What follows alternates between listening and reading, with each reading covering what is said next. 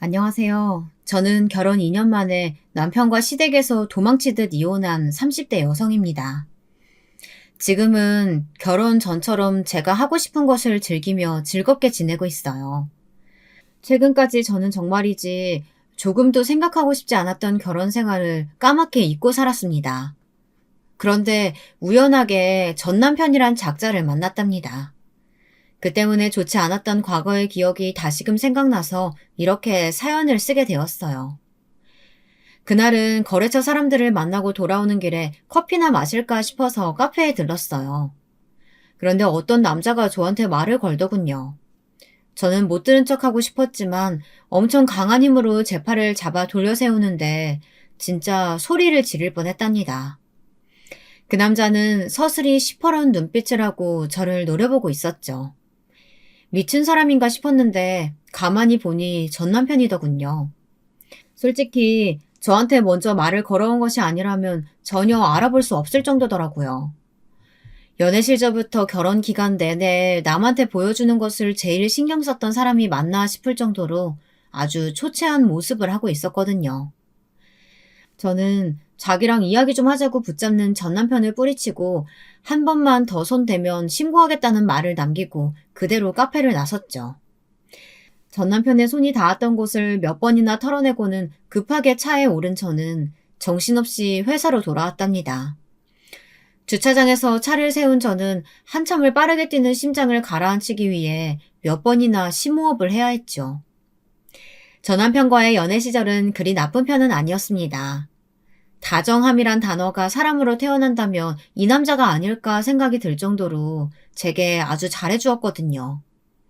무엇을 선택하든 제 이야기를 들어주고 제가 조금이라도 불편해하는 모습을 보이면 바로 돌아서서 나올 정도로 제 감정 변화에 신경을 많이 써주었어요. 그렇다고 오해하시면 안 되는 것이 제가 머리에 똥만 찬 사람처럼 막무가내로 굴었던 것은 아니었어요.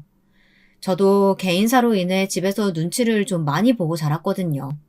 따로 눈치 준 사람도 없는데 말이죠. 그래서 다른 사람들의 변화에 민감한 편이었어요. 친구들도 그런 저에게 사람 기분을 잘 살핀다고 말했었죠. 그런 저보다도 전 남편은 더 저를 신경 쓰고 챙겨주었답니다. 저는 재혼 가정에서 태어났어요.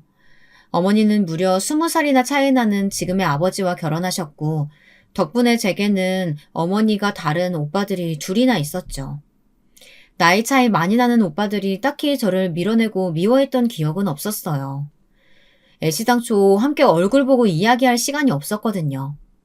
오빠들은 기숙사 생활을 주로 했었고, 대학을 가서는 해외 유학을 가버렸으니까요. 그런데 어쩌다 한번 집에 온 날은 정말 하루 종일 숨이 막힐 정도로 눈치만 보게 되더라고요. 딱히 저한테 뭐라고 한 적도 없는데 말이에요. 초등학생이 되면서 저는 사람들이 어머니와 저를 두고 뭐라고 이야기하는지 알 수 있었습니다.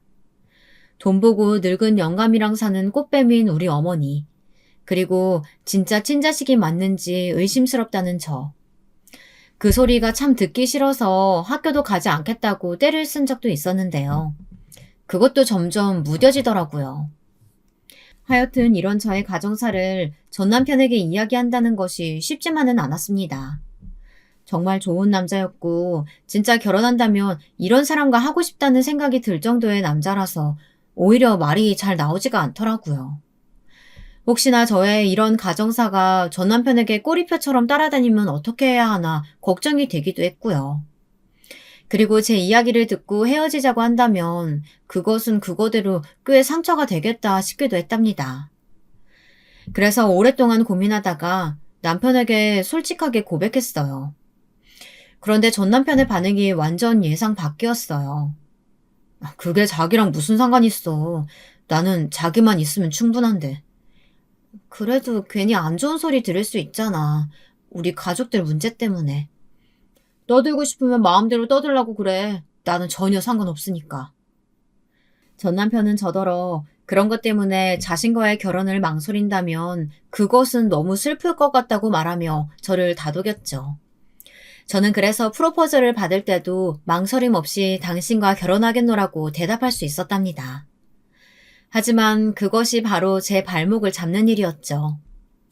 남편과의 꿈 같은 신혼생활은 그리 오래되지 않았습니다. 어느 날 퇴근하고 돌아온 전 남편의 얼굴이 평소와 조금 다르더라고요. 얼굴은 붉게 달아오른 것이 무언가에 잔뜩 화가 난 모습이었답니다. 밖에서 무슨 일이라도 있었느냐고 물어봤지만 별일 아니라고 짧게 말하고는 서재로 들어가 버렸죠. 그런 얼굴은 처음이라 저도 마음에 좀 걸리기는 했는데 한두 살 어린아이도 아니고 쫓아다니며 달래고 어를 필요가 있겠나 싶어 모른 척 했습니다. 다음날 아침이 되니 언제 그랬냐는 듯이 멀쩡하게 웃으며 출근하길래 그냥 넘기길 잘했다 싶었죠. 그런데 일주일 정도 지났나 전 남편이 또 잔뜩 화가 난 얼굴로 집에 들어오더라고요. 그날은 무슨 심사가 그렇게 꼬였는지 무슨 일이 있느냐고 물어보는 저를 한참을 노려보더니 혀를 차고는 방으로 들어가 버렸죠. 저는 너무 기가 차서 이게 지금 무슨 상황인가 싶더라고요. 아니 제가 뭘 했다고 저를 노려보고 혀를 차는지 그 이유가 미친 듯이 궁금해졌죠. 그래서 남편을 따라 들어가며 물어봤어요. 밖에서 무슨 일 있었어? 저녁은 늦게까지 연락도 없고 무슨 일이야. 됐어. 밥 생각 없어. 귀찮으니까 나가. 전 남편은 무슨 날파리 쫓듯이 손을 휘휘 저었어요. 저는 기분이 살짝 상해 그냥 나갈까 하다가 그래도 아까 남편의 행동이 마음에 걸려 혹시 나한테 무슨 불만이라도 있느냐고 물었죠. 전 남편은 귀찮다고 하는데 왜 자꾸 시비냐고 소리를 질렀어요. 시비? 그 시비 누가 먼저 걸었는데. 뭐야, 뭐 때문에 이래. 제대로 된 외조는 바라지도 않아. 그냥 내 집에서 내가 마음대로도 못해? 내가 네 눈치 봐야 돼? 내가 뭘 했다고 그래. 갑자기 씩씩거리면서 들어와서는 사람 뻔히 노려보기만 하고 그래서 무슨 일이냐고 물었을 뿐이잖아. 눈치 없어? 당신이랑 말할 기분 아니니까 나가. 저는 남편의 다소 거친 표현에 화가 치밀어 올랐지만 여기서 같이 목청을 키워봤자 무슨 의미가 있겠나 하는 마음으로 심호흡을 하고 전 남편에게 정말 제가 낼 수 있는 최고의 부드러운 목소리로 다음에 이야기하자고 말하고는 방을 나서려고 했습니다. 그런데 그런 제 등 뒤로 전 남편이 잔뜩 고린한 목소리로 말하더군요. 다른 사원들은 처가 지원도 팍팍 받는다고 하는데 진짜 나는 이게 뭐냐고. 형님들은 뭐가 그렇게 뻣뻣한지 들어주지도 않고 역시 배달은 누이 동생이란 건가. 전 남편의 말에 등골이 서늘한 기분이 들었습니다. 뒤통수를 세게 맞은 기분도 들었죠. 제가 꼼짝도 못하고 제자리에 굳어있는 것이 보이지도 않는지 전 남편은 더 큰 목소리로 중얼거렸어요. 처음 인사드리러 갈 때부터 별 반응도 없는 것이 이상하다 싶더니만 정말 조금도 관심이 없을 줄이야. 이래서는 결혼한 보람이 없잖아. 저는 그 말을 듣고 더 이상 참을 수 없어 전 남편에게 무슨 일이냐고 똑바로 이야기하라고 소리를 질렀습니다. 하지만 전 남편은 자신이 뭘 잘못했는지 전혀 모르는 눈치더군요. 오히려 자기가 얼마나 심한 꼴을 당했는지 아느냐고 쏟아내기 시작했죠. 아니 뭐가 그렇게 힘든 일이라고 그냥 딱 한 번 눈 감고 받아줘도 될 일을 가지고 뭐? 심사숙고해보고 연락을 줘? 함께 간 다른 사원들 앞에서 내 입장은 어떻게 되겠어. 둘째 형님은 그래. 딱 그 정도 선에서 그만뒀으니까 망정이지. 첫째 형님은 뭐라고 했는지 알아? 당신은 알고 있는 일이냐고 묻더라. 아니 내가 아내 덕 좀 보겠다는데 그게 뭐 큰 잘못이라고. 당신 오빠들한테 찾아갔던 거야? 뭐 때문에? 오빠 찾아가서 뭐라고 했는데? 우리 회사 제품 좀 넣어달라 그랬다. 아내 이름 좀 팔아서 거래처 좀 따내려고 했어. 근데 다 망쳤잖아. 지들은 뭐가 그렇게 고고하고 반듯해서. 그동안 일을 그렇게 했어? 연출 타고 이랬냐고. 아니 거래처를 원했으면 정정당당 약속 잡고 프레젠테이션 준비해서 갔었어야지. 그럼 그냥 내 이름 되면 다 받아준다고 생각했던 거야? 누가 회사 일을 그렇게 결정하는데 요즘 같은 시대에.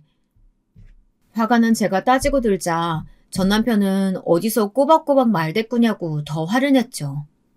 그렇게 한바탕한 저희는 그날 각방을 사용했습니다. 전 남편은 자기 분이 풀리지 않는지 몇 번이나 숨을 몰아쉬더니 밖으로 나가버렸죠. 저 역시도 화가 정리되지 않아서 안방에서 심호흡을 하며 흥분을 가라앉히기 위해 노력했어요.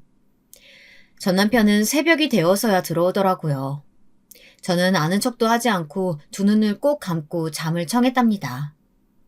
다음 날이 되자 출근 준비로 정신없던 저는 전 남편은 안중에도 없고 그 길로 집을 나섰습니다. 하루 종일 전 남편에게서는 연락 한 번 없었죠. 결혼하고 나서 첫 부부싸움이 고작 이런 일 때문이라는 사실이 못 견디게 화가 나기도 했고 또 서글픈 마음이 들기도 했습니다. 남편이 제 배경에 무언가를 바라고 있다는 것은 정말이지 상상도 못했던 일이거든요. 그런데 저녁에 퇴근을 하는데 집이 환하게 밝더라고요.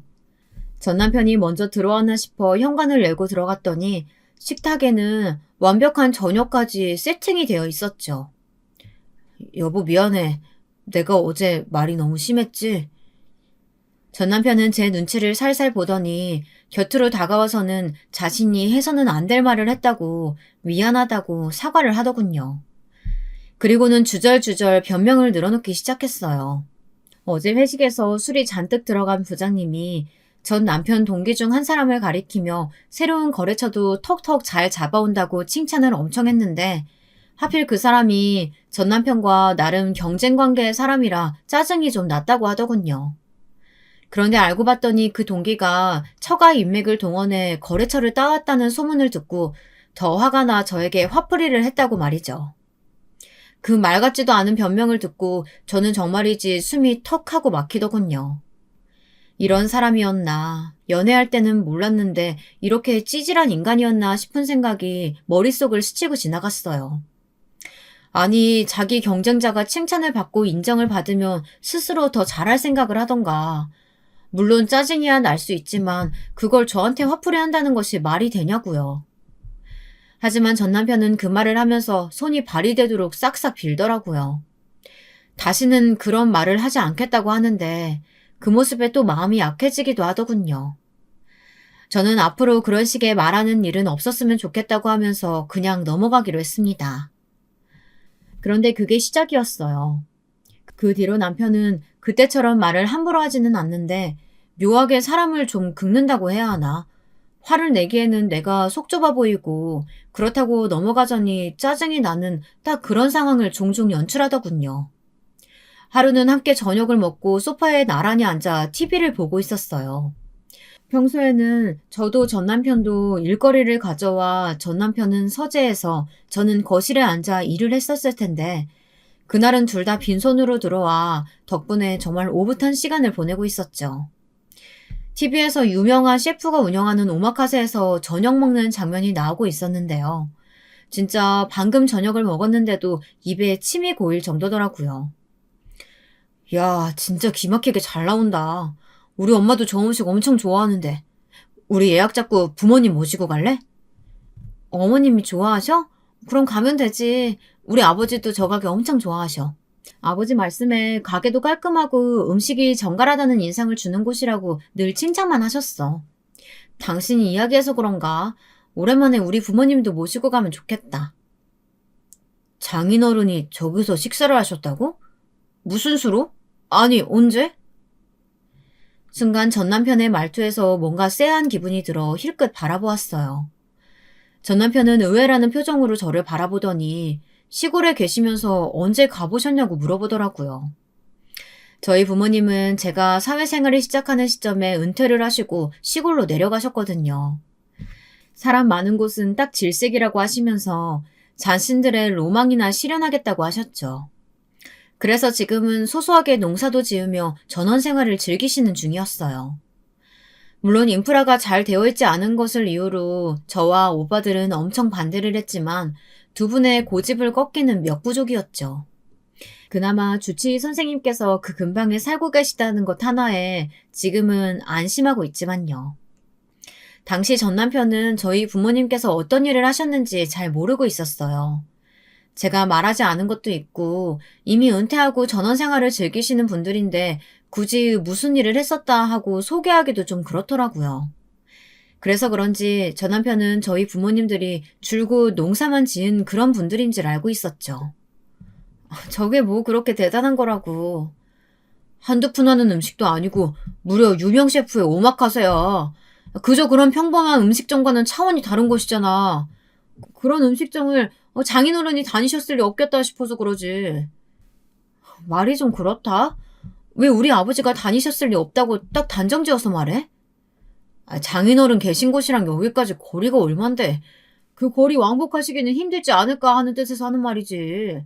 왜 그렇게 민감하게 받아? 나는 단순히 궁금해서 하는 말이었는데. 전 남편은 마치 제가 꼬투리라도 잡으려고 덤비는 사람 마냥 취급하며 상황을 넘기려고 했죠. 저는 기분이 나빠 입을 꾹 다물었어요. 전 남편은 다시 보니 별로인 곳 같다고 하면서 시부모님 모시고 가는 곳은 따로 알아보겠다고 하더군요. 그 뒤로 거실은 차가운 침묵 속에 TV 소리만 울렸습니다. 한때는 제가 괜히 예민하게 반응하는 것 아닌가 고민을 하기도 했어요. 그냥 가볍게 던진 말인데 그걸 못 받아들이는 것은 아닐까 하고 말이죠. 그런데 남편의 행동은 점점 도를 넘기 시작하더라고요. 그날은 저희 친정어머니 생신이었는데요. 부모님들은 다 귀찮다고 괜찮다고 하셨지만 자식 마음이 어디 그냥 넘어갈 수 있나요? 오랜만에 친정 식구들이 다 함께 모이기로 했죠. 오빠들이 레스토랑 예약을 하겠다고 해서 제가 부모님 편하게 지내실 숙소를 책임지기로 했어요. 마음 같아서는 집으로 모시고 싶었지만 두 분 다 자식들이랑 있으면 괜히 눈치 보이고 불편하다고 하셔서 호텔로 잡아드렸죠. 생신 당일 원래라면 반차를 내고 제가 두 분을 모시기로 했는데 갑자기 일정이 꼬이면서 전 남편에게 저 대신 부모님을 모시고 약속 장소로 가달라고 부탁을 했습니다. 전 남편은 흔쾌히 고개를 끄덕였고 저는 바로 부모님이 계시는 호텔 주소를 보냈습니다. 그런데 바로 전화가 오더라고요. 이 호텔 맞아? 확실해? 다른 곳이랑 이름 헷갈린 거 아니야? 무슨 소리야? 내가 예약해드리고 올라오시는 날 오빠들이 모셔다 드리기까지 했다던데? 왜 그래? 여길 자기가 했다고? 당신이 예약을 했어? 이 호텔을? 전 남편은 몇 번이나 반복적으로 확실하냐고 묻더군요. 안 그래도 바빠서 정신이 없는데 슬슬 짜증이 올라오더라고요. 무슨 말을 하고 싶어 자꾸 확인하느냐고 언성을 높였더니 전 남편이 나중에 이야기하자고 하고는 전화를 끊어버렸죠. 바로 다시 전화를 걸어볼까 하다가 조금이라도 빨리 움직여야 식사 시간은 맞출 수 있을 것 같아 전 남편과의 통화는 기억 저편으로 날려버렸습니다. 겨우 시간을 맞춘 저는 오랜만에 만난 친정 식구들과 이런저런 이야기를 하며 정말 행복한 시간을 보낼 수 있었어요. 오빠들이 예약했다는 그곳은 우리 가족들에게 중요한 기념일만 되면 의례 당연하다는 듯이 찾아오는 그런 곳이었거든요. 처음에는 귀찮다고 하시던 부모님의 얼굴에도 웃음이 가득하셨죠. 식사 시간이 끝나고 작은 오빠가 호텔로 모셔다 드리겠다고 하면서 이만 여기서 헤어지자고 하더군요. 원래는 제가 했어야 하는 일인데 무슨 일인지 작은 오빠가 나섰어요. 저는 고맙다고 말하고 전 남편과 함께 집으로 돌아왔죠. 사실 저녁 시간 동안 전 남편은 한마디도 말을 하지 않았어요. 다른 때라면 오빠들에게 말도 붙이고 살갑게 대했을 사람인데 이상하다는 생각이 들었죠. 하지만 뭐 사람이 항상 좋을 수만은 없을 테니 뭔가 일이 있었나 보다 하고 그냥 넘겼습니다. 그런데 집에 들어오자마자 냉장고에 있는 냉수를 꺼내 벌컥벌컥 들이킨 전 남편은 저더러 이야기 좀 하자고 하더라고요. 집에 도착하니 피곤함이 밀려오는 기분이 들어 당장이라도 씻고 쉬고 싶었지만 잔뜩 굳은 전 남편의 표정을 보니 차마 다음에 하자는 소리가 나오질 않았어요.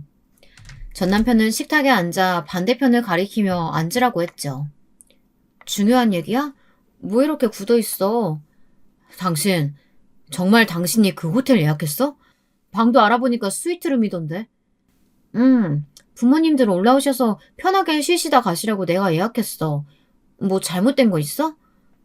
제 말에 전 남편은 헛웃음을 지으며 고개를 절레절레 흔들었죠. 저는 도대체 뭐가 문제라서 이런 반응을 보이는지 전혀 이해가 되지 않았어요. 전 남편은 한숨을 길게 쉬더니 무슨 돈이 나서 그런 곳을 예약했느냐고 묻더군요.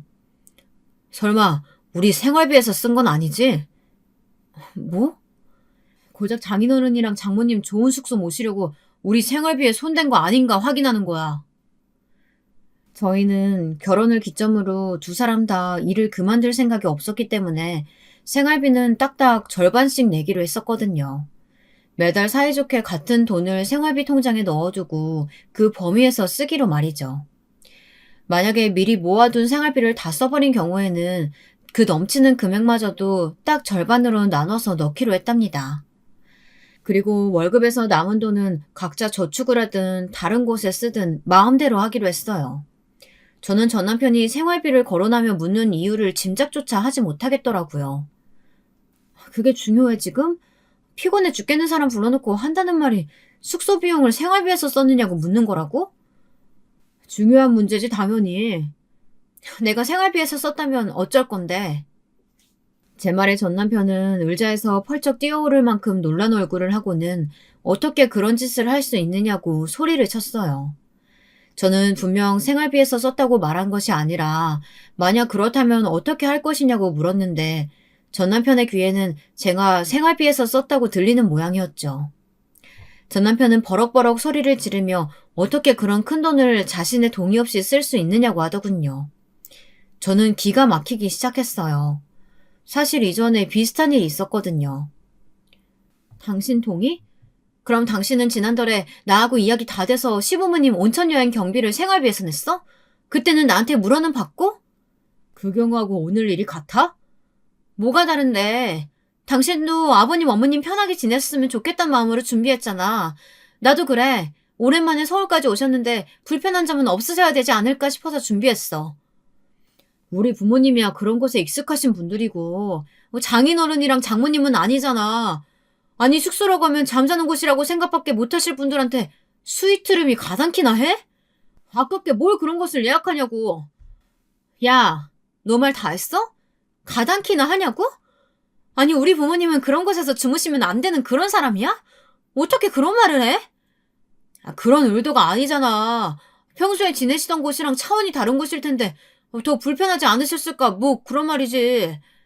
그리고 너라니 아무리 울컥해도 남편한테 너가 뭐냐? 남편은 어이가 없다는 얼굴을 하고 저를 바라보았죠. 저는 너무 화가 나서 머리가 터질 지경이었어요. 우리 부모님을 도대체 뭐로 알고 있어서 이런 말들을 쏟아내는지 정말 전 남편의 뇌 속이 궁금할 정도였죠. 저는 이를 악물고 부모님들 호텔비는 내 돈으로 했으며 생활비와는 일체 관련이 없다고 선언했어요. 그제야 전 남편의 얼굴에 화색이 돌면서 처음부터 그렇게 말하면 되지 않았느냐고 하더군요. 왜 거짓말을 해서 괜히 껄끄럽게 만들어. 그냥 그렇다고 말했으면 좋았잖아. 뭐가? 뭐가 좋았는데? 당신이 당신 돈으로 그렇게 한다는데 내가 가타부터 할 말이 뭐가 있겠어. 하지만 좀 과하다 싶기는 해. 전 남편은 속 시원해지는 얼굴로 먼저 씻겠다고 말하며 화장실로 들어가 버렸어요.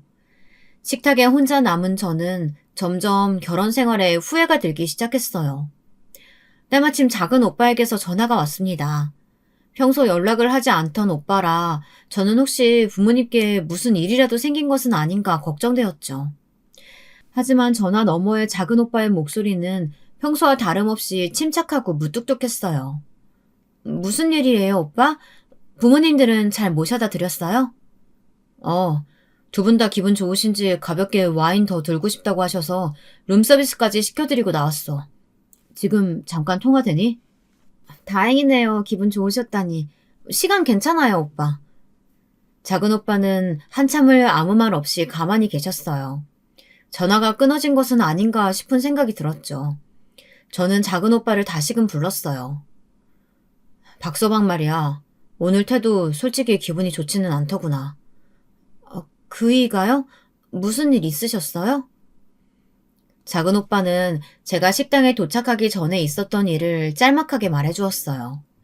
부모님을 모시고 온 전 남편은 이미 도착해 있던 친정 식구들과 인사를 나누고는 자리에 앉으면서 한숨을 푹푹 쉬었다고 하더라고요. 그러고는 제가 철이 없어서 장인어른과 장모님 숙소를 그런 곳에 잡았다고 하면서 다음부터는 주의하겠다고 했다는 거예요. 저는 너무 놀라서 숨이 턱하고 막혔죠. 생소해서 불편하실 수 있다는 생각을 못한 것 같아 죄송하다고 하는데 정말이지 어처구니가 없더구나. 한마디 해줄까 했는데 아버지가 하지 말라고 하셔서 내가 참았지만 형도 나도 많이 불편했어. 죄송해요, 오빠. 그런 일이 있었는지도 모르고. 아버지는 좋은 날 그냥 웃어 넘겨도 될 말을 가지고 뭐하러 긁어 부스럼 만드냐고 하셨는데 아닌 건 아니라고 확실히 해야지. 마음 같아서는 직접 이야기해주고 싶었지만 네 얼굴 봐서 그리고 부모님 얼굴 봐서 그냥 여기까지만 하마. 작은 오빠의 말에 얼굴이 화끈거리고 정말 죄송하다는 말밖에 나오질 않았어요. 작은 오빠는 오늘 많이 피곤해 보이던데 일찍 쉬라고 말하고는 전화를 끊었죠. 저는 끊어진 핸드폰을 가만히 손에 쥐고 앉아 천천히 호흡을 가다듬었어요. 작은 오빠의 통화는 물론 방금까지 전 남편과 나누던 이야기가 다시 머릿속에 지나갔죠. 무엇보다도 그런 말도 안 되는 소리 앞에서 좋은 날 그냥 넘기자고 말하셨을 아버지 얼굴이 그려지며 더 화가 치밀어 올랐어요. 저는 거칠게 자리에서 일어나 벌컥 안방문을 열었죠. 이미 씻고 나온 전 남편은 편하게 침대에 누워 자고 있더군요. 저는 전 남편을 흔들어 깨웠지만 한번 잠들면 누가 무슨 짓을 저질러도 절대 깨지 않는 사람이라 소용이 없었습니다. 오히려 파리를 쫓듯이 제 손을 쳐댔죠. 그날 밤 저는 뜬 눈으로 밤을 보내면서 자꾸만 쏟아지려는 눈물을 필사적으로 참아야만 했답니다. 저와 전 남편의 사이는 그날 이후로 냉전이 지속되었어요. 저희 부모님을 무시하고 있다는 사실로도 부족해서 직접 입 밖으로 말까지 내뱉었다는 사실이 용납되지 않았거든요. 그런 제 반응에 전 남편은 전 남편대로 자기가 잘못 말한 것도 있지 않느냐고 되레 큰 소리를 치니 두 사람의 의견이 좁혀질 기미가 보이지 않았죠. 솔직히 저는 그 당시가 전 남편과 이대로 계속 살아도 되는가에 관해서 끊임없이 고민하고 있었던 시기이기도 했어요. 이런 일이 계속된다면 정말이지 같은 이불을 덮고 살 수 없겠더라고요. 그렇게 냉랭하게 지내던 전 남편이 하루는 퇴근하자마자 저를 붙들고는 난데없이 뽀뽀를 하기 시작했어요. 서로 눈도 마주치지 않던 사람이 이게 무슨 일인가 싶어 그런 전 남편을 있는 힘껏 밀어냈죠. 하지만 전 남편은 이런 제 행동은 아랑곳하지도 않고 저를 힘주어 껴안았어요. 이게 무슨 짓이야? 갑자기 뭔데? 이미 전 남편에 대한 악감정이 조금씩 자라고 있었던 터라 좋은 소리가 나오질 않았죠. 전 남편은 그런 제 반응은 조금도 눈치채지 못하고는 잔뜩 들뜬 목소리로 이야기했어요. 이게 다 당신 오빠들 덕분이야. 그렇게 찾아갈 때마다 사람을 문전박대하더니 드디어 마음을 고쳐먹었는지 거래처 소개를 해주더라고. 덕분에 부장님한테 칭찬도 듣고 오늘 기분 아주 최고야. 오빠들이 거래처를 소개해줬다고? 내심 포기하고 있었는데 그래도 동생이라고 신경 써주셨나 보더라고. 소개받았다고 하면서 새 거래처에서 먼저 연락이 왔다니까? 그것도 무려 세 곳에서. 전 남편은 방금이라도 날아갈 것처럼 신나서 이야기하는데 저는 묘한 기분이 들었죠. 어머니의 생신날 저녁 작은 오빠와의 통화를 미루어 보면 오빠들이 전 남편을 거래처에 소개할 것 같은 기분이 들지는 않았거든요. 그런데 전 남편은 이미 오빠들이 도와준 덕분이라고 철석같이 믿고 있었죠. 사실 장인어른이랑 장모님 시골에서 뭘 하실 수 있겠어. 농사나 겨우 짓고 말지. 어디 연줄이라도 있겠어?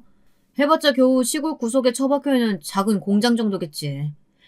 그나마 형님들이 대기업에서 직급 있으시니까 도움이 되겠거니 하고 기대했었거든. 그런데 자꾸 만남을 거절하시길래 직함만 그럴듯한 것만 달고 있을 뿐 아무 힘도 없는가 보다 했지. 그런데 이렇게 큰 건수가 들어오다니. 저는 신이 나서 날뛰고 있는 전 남편을 차게 식은 눈으로 바라보았어요.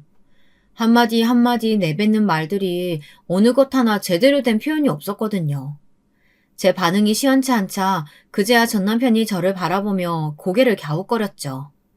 자기 일이 잘 풀리고 있다는데 좋지 않느냐고 말이죠. 저는 이를 악물며 당신 일이랑 내가 무슨 상관이라서 좋겠느냐며 말하고 몸을 돌렸어요. 진짜 너무하네. 아니 남편이 일이 잘 풀려서 기분 좋은 얼굴을 하고 있는데 꼭 그렇게 초를 쳐야겠어? 진짜 부모는 자식의 거울이라는데 장모님이 그런 식으로 하나 봐? 뭐? 방금 뭐라 그랬어? 저는 무시하고 들어가려던 몸을 삐걱거리며 돌렸어요. 전 남편은 아차 싶은 얼굴을 하고 있었죠.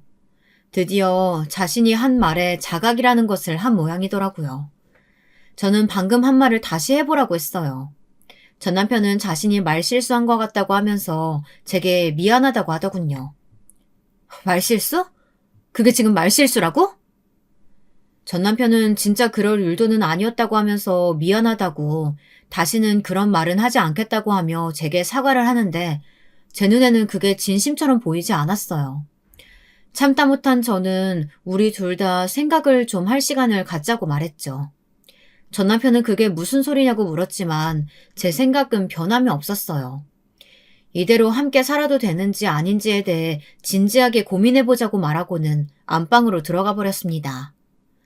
그날 이후 전 남편은 마치 연애하던 때로 돌아간 것처럼 행동했어요. 어떻게든 제 기분을 맞추려고 노력하고 저를 그 어느 때보다도 신경 써주더군요. 심지어 우리 부모님께도 매일같이 전화드리고 오빠들에게도 종종 연락을 하는 것 같았죠. 전 남편은 자신의 행동에 제가 마음을 고쳐먹을 거라고 확신하고 있는 것 같았지만 오히려 저는 반대였어요. 오히려 더 정이 떨어지는 기분이었죠. 연애 시절 그 모습들이 다 연기였다는 것이 확실했으니까요. 그리고 그런 제 생각을 확고하게 해주는 그런 사건이 터지고 말았는데요. 전 남편이 어떻게 행동을 해도 제가 변할 기미가 보이지 않자 전 남편은 작전을 바꿨는지 시부모님과 친정 부모님을 모시고 여행을 다녀오는 것이 어떻겠냐고 하더군요. 본격적으로 더 추워지기 전에 따뜻한 나라에 가서 기분 전환을 하고 오자고 저를 설득하기 시작했습니다. 당연히 저는 싫다고 말했어요. 지금 계속 살지 말지를 고민하는 상황인데 가족 여행이라니 그게 어디 말이 됩니까? 하지만 전 남편은 이미 다 자신이 준비했다고 말하며 저더러 몸만 가면 된다고 하더군요.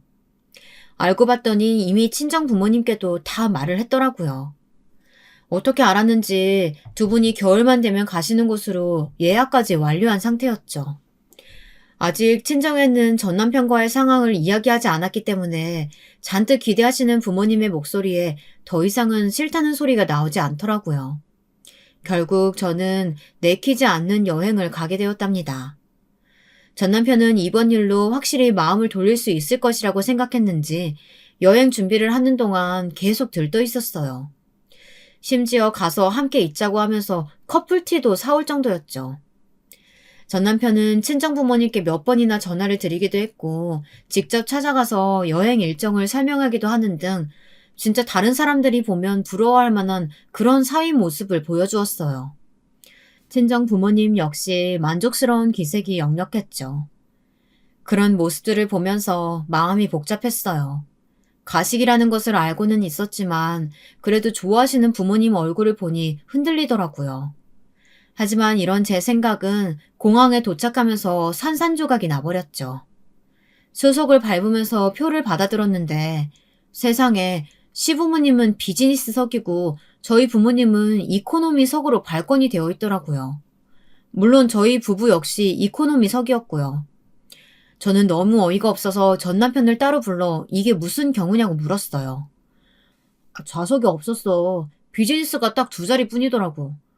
그럼 다 이코노미석으로 하던지 아니면 다른 비행기편을 알아보면 되잖아. 장난해? 왜 시부모님들만 비즈니스로 가는데? 말했잖아, 방금. 두 자리뿐이었다고. 그러니까 우리 부모님이 가셔야지. 당연? 지금 당연이라고 말했어? 전 남편은 영문을 모르겠다는 얼굴을 하고는 주변을 살피며 목소리를 낮췄어요. 우리 부모님은 비즈니스 아니면 비행기 못 타신단 말이야. 장인어른이나 장모님은 비행기만 타도 감지덕지 하실 분들인데 뭐 어때? 아마 이코노미랑 비즈니스 차이도 모르실걸? 넌 도대체 우리 부모님을 뭐라고 생각하는 거니? 왜? 전원생활 하시니까 아무것도 모른다고 생각하는 거야? 그래서 이렇게 막 나오는 거니? 진짜 당신 왜 이래? 사람들 쳐다보잖아. 목소리 낮춰. 그리고 너라니. 저번에도 그러더니 남편한테 말버릇이 그게 뭐야? 말버릇? 네가 남편같이 사위같이 행동했어? 우리 부모님 너한테 무시받을 그런 분들 아니거든? 제 목소리가 커지자 전 남편은 어쩔 줄 몰라하며 제 입을 막으려고 했습니다. 저는 그런 전 남편의 팔을 뿌리치고는 당장 전체 다 이코노미석으로 바꾸라고 말했어요. 하지만 전 남편은 그럴 필요 뭐가 있냐며 그냥 가자고 했죠. 저는 그런 전 남편을 밀치고는 바로 카운터로 갔어요. 좌석을 옮기고 싶다고 말하자 공항 관계자분이 방긋 웃으면서 전원 비즈니스석으로 가시겠냐고 묻더군요. 저는 너무 놀라 좌석이 있느냐고 물었더니 이번 비행기에 비즈니스석을 예약한 팀은 우리뿐이라고 알려주었죠. 저는 숨이 막혀오면서 머릿속이 하얗게 변해버렸어요. 저는 바로 저희 부모님과 제 비행기표만 다른 시간대로 이동시켰어요. 그리고는 어플로 숙소를 새로 예약했고요. 전 남편은 잔뜩 인상을 쓴 상태로 카운터에서 멀어지는 저를 바라보고 있었어요. 이제 속이 시원해? 우리 부모님을 그 불편한 이코노미석에 앉혀서? 저는 말 대신 이전 비행기표를 찢어 전 남편의 얼굴로 던져버렸어요. 그런 제 행동에 주위의 시선이 몰리는 것은 물론 시부모님과 친정 부모님까지 입을 떡 벌리고 바라보셨죠. 전 남편은 이게 무슨 무식한 행동이냐고 소리를 질렀어요. 무식해? 내가? 그럼 자기 부모님만 비즈니스로 예약하고 우리 부모님은 이코노미로 예약한 네 행동은 많이 배운 사람들이 하는 행동이야? 좌석이 없었다고 했잖아. 내가 방금 확인했어. 그 비행기에 비즈니스 탑승자는 딱 2사람뿐이라던데? 일시당초 예약자가 다른 팀은 아예 없다는 소리 내 귀로 듣고 왔는데 뭐라고? 좌석이 없어? 제 말에 전 남편의 얼굴이 벌겋게 달아올랐어요. 제가 그런 것까지 확인할 것이라고는 생각지도 못했던 것 같았죠. 전 남편은 금방 정신을 차렸는지 정색하고 제게 말했어요. 그게 어때서? 아니, 비행기 좌석 급이 왜 있는데? 급에 맞는 자리와 서비스를 누릴 수 있도록 하려고 만들었잖아. 그러니까 당연히 그 서비스 누릴 자격이 있는 사람들이 타는 게 맞지. 솔직한 말로 장인어른이나 장모님처럼 농사 짓는 분들이 그런 서비스가 뭔지 알기나 하겠어? 그거야말로 돼지목에 진주목걸이 걸린 거지. 주제에 맞게 준비했는데 뭐라고 큰 소리야. 사람들 다 보게. 진짜 너 말이면 단줄아니? 설사 우리 부모님이 그런 분들이라고 해도 그렇게 행동하면 안 되는 거야. 우리 부모님을 조금이라도 존중했다면 그런 행동하면 안 되는 거라고. 내가 언제 시부모님들 앞에 두고 자격이니 주제니 그런 말 한 적 한 번이라도 있어? 나는 당신 부모님이면 내 부모님과 마찬가지로 생각하고 최선을 다했어. 그런데 넌 우리 부모님한테 그건 당연하지. 너 우리 아버지 골프 친구들이 얼마나 대단하신 분들인지 모르지? 다들 지금은 은퇴하셨다고 하지만 한창 때는 이름만 대면 다 아는 그런 분들이거든? 장인어른이랑 같은 줄 알아? 저는 더 이상 이 유치한 말싸움은 그만둬야겠다는 생각이 들었습니다. 전 남편이랑 이야기를 하면 할수록 점점 더 제가 바보가 되어간다는 느낌을 지울 수가 없었죠. 저는 전 남편에게 너는 너희 부모님이랑 여행을 가라고 하고는 친정 부모님을 모시고 자리를 옮기려고 했습니다. 전 남편은 어딜 가느냐고 제 팔을 강하게 잡았어요.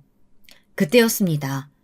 저와 전 남편이 하는 행동을 가만히 보고만 계시던 아버지께서 전 남편의 손을 거칠게 떼어냈어요. 전 남편은 의외로 강하게 나오는 아버지의 모습에 깜짝 놀란 얼굴을 했죠. 그러다 이내 표정을 굳히고는 저와 이야기를 해야겠다고 하더군요. 더 이상의 이야기는 필요 없을 것 같군. 내가 사람을 잘못 봐도 한참을 잘못 봤어. 그래도 우리 애한테는 잘한다고 생각했는데 지금 보니 그런 것도 아닌 것 같고. 아버님은 좀 빠져 계세요. 저는 지금 제 아내랑 이야기를 좀 해야겠거든요. 아니, 우리 애 더 이상 자네하고 할 말 없네. 앞으로 영원히. 단호한 친정아버지의 말에 전 남편의 얼굴이 험악해졌어요.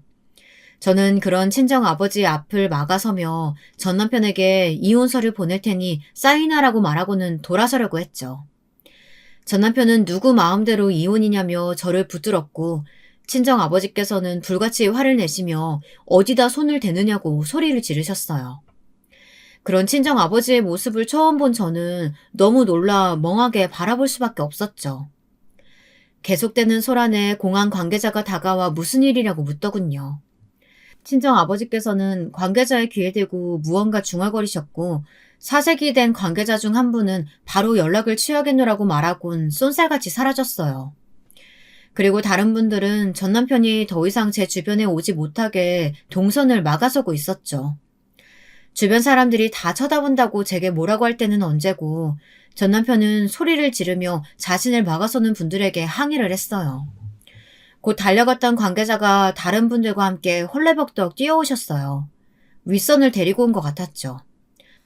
회장님, 공항에 오셨으면 미리 연락을 주시지 그러셨어요.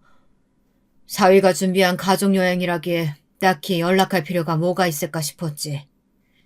간단한 이야기는 전달받았습니다. 아가씨께서 비행기 시간 옮기셨던데 그때까지 라운지로 올라가서 좀 쉬시겠습니까? VIP 라운지에 자리 따로 마련했습니다. 친정아버지는 고개를 끄덕이며 자리를 옮기겠다고 말씀하셨죠. 전 남편은 어리 빠진 얼굴로 저와 친정아버지 그리고 관계자들을 바라보며 상황 파악을 열심히 하는 중이었어요. 저는 친정아버지께 금방 올라갔겠다고 말씀드리고는 전 남편 앞에 섰죠. 전 남편의 얼굴은 시시각각 변하고 있었어요. 저는 말없이 전 남편이 제 이야기를 들을 준비가 될 때까지 기다리고 있었죠. 이게 지금 무슨 상황이긴. 당신이랑 나랑 깔끔하게 갈라서는 상황이지. 다행히 우리 사이에 아이는 없고 결혼 준비부터 신혼집까지 딱 절반씩 준비해서 마련한 거니까 정리되는 대로 변호사 통해서 전달할게. 그러니까 당신은 이혼 서류에 사인이나 해. 아버님이 회장님? 갑자기 이게 다 무슨 소리야? 당신 나한테 어떻게 그런 일을 숨겨? 전 남편은 입에 거품을 물고 길길이 뛰기 시작했어요. 비록 저희 아버지께서 지금은 전원 생활을 만끽하는 중이지만 사실 해외에 본사를 두고 있는 기업을 이끌고 계셨던 분이셨거든요. 친정 어머니와 만난 이후로 한국으로 들어와 살기 시작하셨고요. 은퇴하시면서도 회사를 가장 잘 이끌어갈 수 있는 사람에게 맡기는 것이 맞는 일이라고 하시면서 가족 승계도 뒤로 하셨던 분이었죠. 제가 다니고 있는 재단 역시 친정 아버지의 소유로 제가 제대로 된 일을 할 수 있게 된다면 저에게 물려주실 수도 있다고 하셔 지금 열심히 일을 배우는 중이었고요. 어쩌면 사연을 듣고 계신 분들 중에는 어떻게 그런 일을 숨길 수가 있냐고 하실 수도 있겠죠. 하지만 결혼을 앞두고 있을 시점에는 이미 모든 것을 정리하신 상태였기 때문에 말할 필요가 없다고 생각했거든요. 그게 뭐가 중요해서? 이미 은퇴하시고 노후 생활 즐기시는 분인데 위주할 고주할 과거에 어떤 일 하셨는지 당신한테 다 말했어야 하는 거야? 당연하지. 그런 줄도 모르고 내가 미리 알았더라면. 미리 알았더라면 뭐? 우리 아버지한테 매달려서 뭐 연줄이나 이용해 먹을까 노리고 있었겠지. 하이에나처럼. 이런 인간인 줄 알았으면 처음부터 결혼도 하지 않았어. 내가 얼마나 너랑 결혼한 걸 후회하고 있는지 알아? 제 말에 전 남편은 아무런 대꾸도 없이 골똘하게 무언가 생각하는 눈치였어요. 저는 할 말을 다 마치고 홀가분하게 친정 부모님이 계신 곳으로 움직였죠. 안내를 받아 자리에 앉기도 전에 친정 어머니께서 이미 변호사에게 다 이야기를 해뒀으니 두 번 다시 전 남편을 만날 생각은 하지 말라고 하셨어요. 친정 어머니께서는 차갑게 굳은 얼굴로 한 번은 실수가 되지만 그 행동이 반복되면 그것은 실수가 아니라고 하셨죠. 저 역시 격하게 공감이 되었어요. 저는 친정 부모님께 비록 시작은 나쁘기는 하지만 이왕 여행 가기로 한 거 훌훌 털어버릴 수 있는 그런 여행이 되었으면 좋겠다고 말씀드렸고 두 분도 고개를 끄덕이셨죠. 여행은 나름 즐거웠습니다. 처음에 말한 그대로 모든 것을 다 털어버릴 수 있을 만큼 좋았죠. 하지만 저는 인천공항에 떨어지자마자 이미 소식을 들은 큰오빠에게 불려가 한바탕 잔소리를 들어야 했답니다. 왜 그동안 아무 말도 하지 않았느냐고 화를 내셨죠. 그리고는 직접 제가 일하고 있는 재단 주변의 주택가로 데려가셨답니다. 작은 오빠가 마련한 곳이라고 하더군요. 오빠들은 전 남편을 진작 쳐냈어야 했는데 앞으로 순탄한 생활은 절대 못하게 될 것이라고 무시무시한 말을 남기고는 이혼은 변호사가 알아서 할 테니 전혀 신경 쓸 일 없다고 단호하게 말했어요. 큰오빠는 이미 제 짐을 창고에 고스란히 옮겨두었더라고요. 전 남편과 관련된 것들은 부정타니 절대 새 집으로 들이지 말란 당부도 잊지 않으셨죠. 저는 오빠들의 유난에 오랜만에 크게 웃었답니다. 전 남편을 다시 본 것은 여행에서 돌아온 지 딱 3일째 되는 날이었어요. 재단으로 찾아온 전 남편은 잔뜩 흐트러진 모습이었어요. 경비를 불러 끌어낼까 하다가 도대체 무슨 말을 하려고 그러나 싶어 자리를 권했습니다. 전 남편은 사람들이 나가자마자 바닥에 바짝 엎드리더니 한 번만 용서해달라고 빌기 시작했어요. 너무 놀라 저도 모르게 뒤로 물러섰죠. 내가 진짜 잘못했어. 세상에 완벽한 사람이 어디 있겠어. 그러니까 이번 한번 실수를 생각하고 자기가 용서해주면 안 될까? 내가 진짜로 잘할게. 처가 식구들한테 진짜 잘할 테니까 여보, 우리 다시 시작하자. 내가 이렇게 빌게. 우리 어머니가 그러더라. 한 번은 실수지만 그 이상은 아니라고. 당신 신혼 초반에 나한테 말 실수했다고 하면서 싹싹 빌었었지. 그 뒤로 몇 번이고 비슷한 일이 있었고 그때마다 미안하다고 사과했지. 다시는 그렇게 말하지 않겠다고 하면서 말이야. 그랬던 사람인데 내가 당신 말을 믿을 것 같아? 이번은 달라. 이번은 진짜야. 왜? 우리 아버지가 당신이 깜짝 놀랄 정도의 사람이라서? 전 남편은 아니라는 답변이 바로 나오질 않더군요. 제가 전곡을 찌른 탓이겠죠. 저는 역시 사람은 고쳐 쓰는 것 아니라는 생각을 하면서 충분히 대답이 되었으니 나가달라고 했죠. 하지만 전 남편은 꿈쩍도 하지 않았어요. 저는 사람을 불러 내보낼 수도 있다고 경고했지만 소용없었죠. 그럼 거래처만 돌려줘. 거래처만 돌려주면 이혼도 하고 당신 앞에도 나타나지 않을게. 저는 이게 무슨 개 짖는 소리인가 싶어 전 남편을 빤히 바라보았어요. 전 남편은 갑자기 새로 계약을 했던 거래처는 물론 지금까지 멀쩡하게 거래하고 있던 곳마저도 재계약을 하지 않겠다는 소리를 들었다고 했습니다. 전 남편의 생각에 이 모든 일이 다 저와 관련된 것 같다고 하더군요. 저 역시도 그 이야기를 듣는데 어렴풋하게 오빠들이나 친정 아버지의 입김이 작용된 것은 아닌가 싶은 의문이 들더라고요. 하지만 그래서 뭐 어쩌라고요. 우리 가족들 그렇게 무시하고 낮춰봤으면 그 대가는 치르는 것이 맞지 않겠어요? 저는 그와 관련되어서 아는 것이 아무것도 없으며 설사 그런 일이 있다고 한들 우리 가족들이 했다는 증거가 뭐가 있느냐고 물었죠. 제 말에 전 남편은 이성을 잃은 듯이 괴성을 지르며 어떻게 그렇게 나올 수 있냐고 달려들었어요.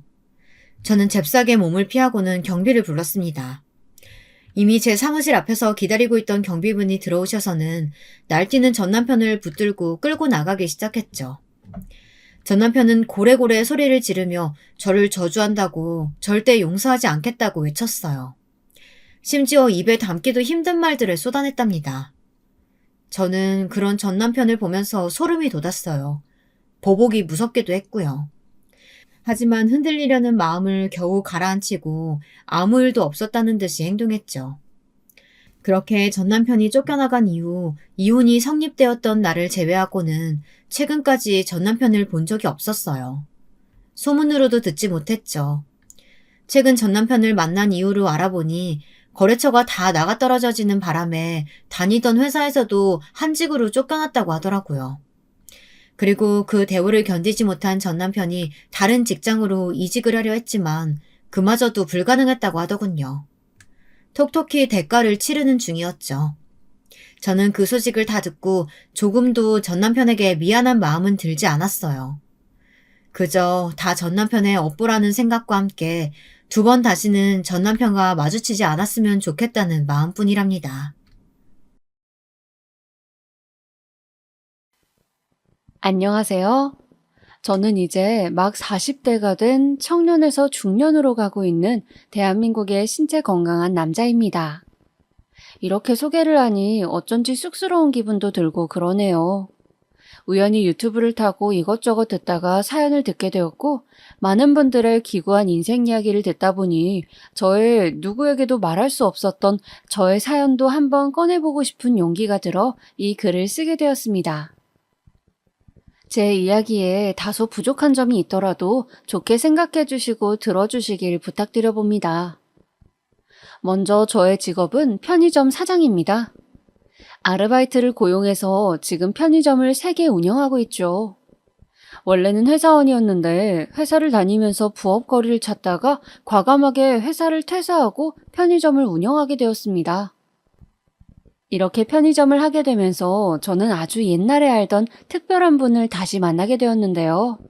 오늘은 그 이야기를 한번 해보려고 합니다. 저는 서울 북쪽 변두리 아주 가난한 판잣집이 모여있는 동네에서 살았습니다. 제가 살던 동네 아이들은 전부 형편이 좋질 않아서 꼬질꼬질한 한 벌로 버티고 어쩌다 누가 초코파이라도 생기면 다 같이 몰려가서 한 입씩 뺏어다 먹곤 하던 곳이었어요. 당연히 부모님들은 한부모 가정이거나 혹은 할아버지 할머니가 돌보는 집들이었고 제대로 된 직장을 가지고 있는 부모님 자체가 흔치 않았죠. 그래서 옆 동네에 새로 생긴 아파트 놀이터에 몰려가서 놀 때면 아파트에 사는 주민들이 항의하곤 할 정도로 저와 우리 동네 아이들은 어딜 가서도 천덕꾸러기 대접을 받았습니다.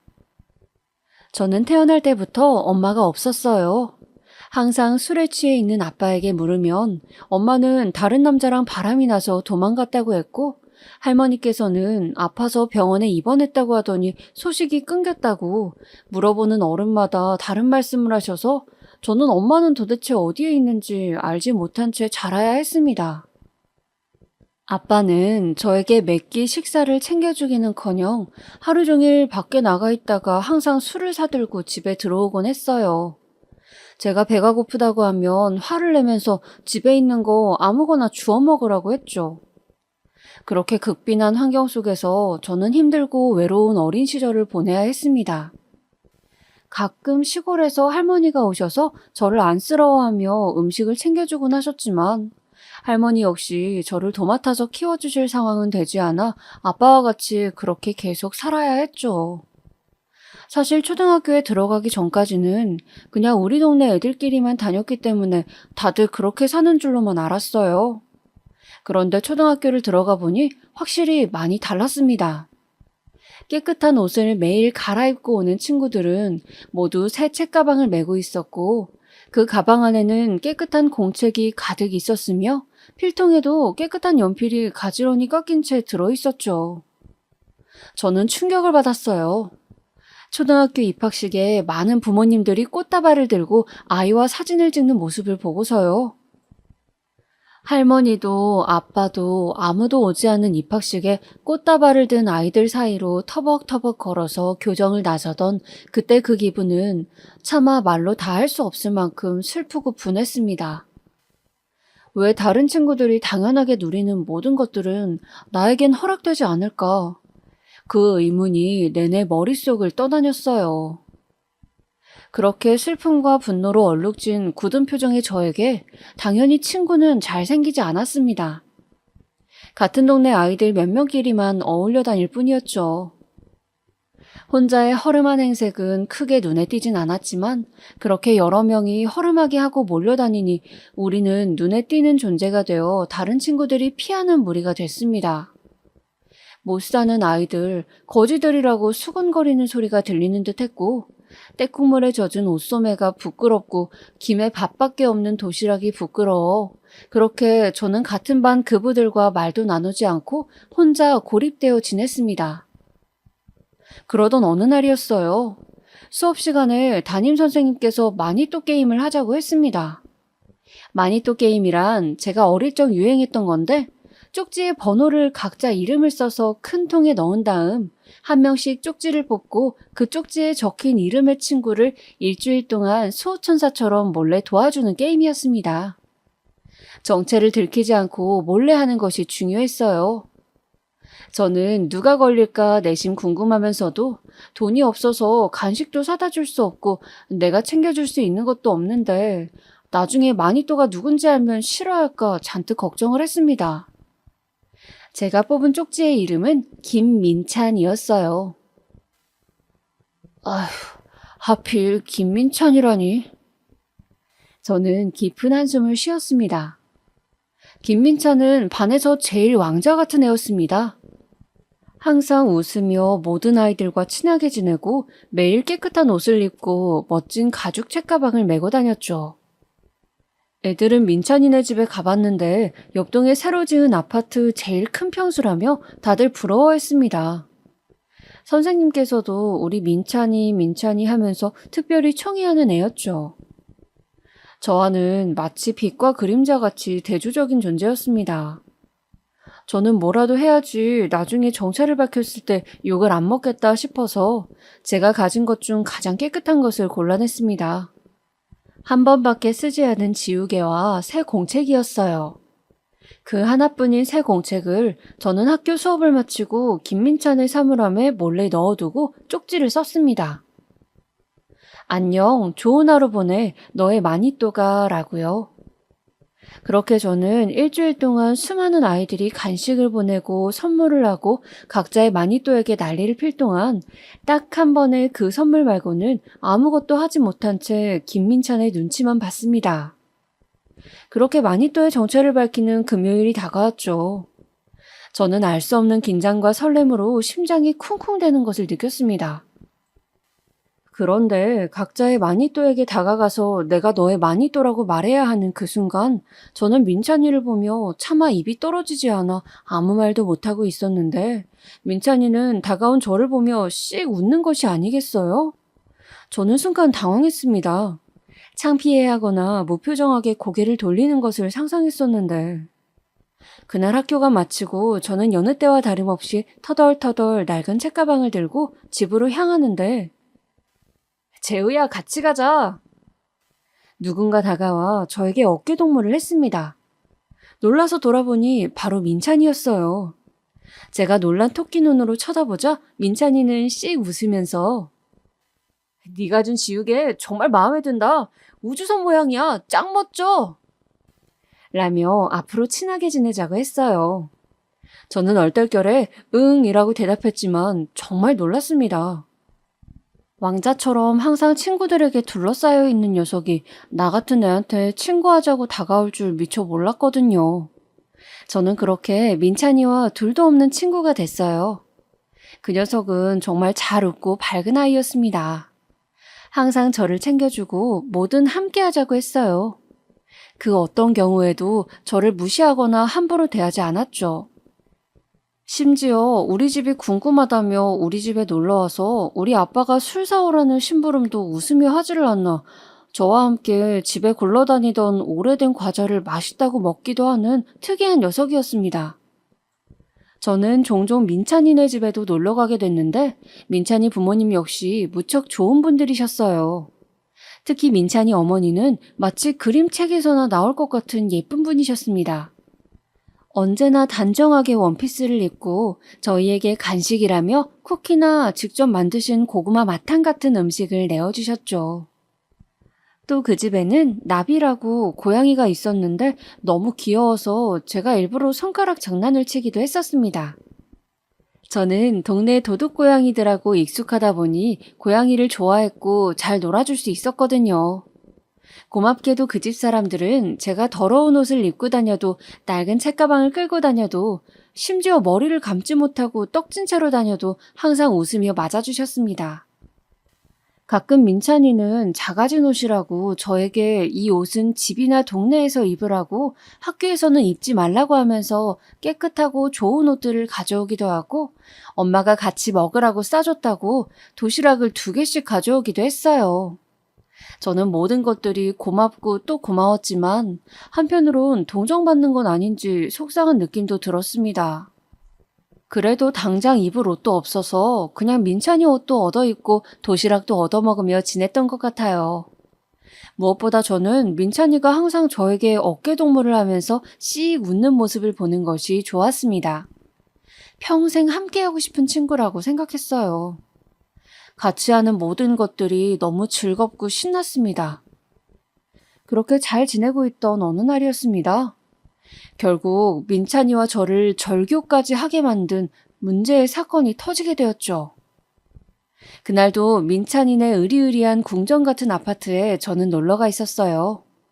민찬이 아버지가 새로 사주셨다던 로봇을 함께 조립하고 있었습니다. 레고로 만드는 그 로봇은 조각이 아주 작아서 저는 그 조각들을 하나하나 맞추다가 바닥에 흘려 바닥을 돌아다니며 그 파편들을 모으고 있었어요.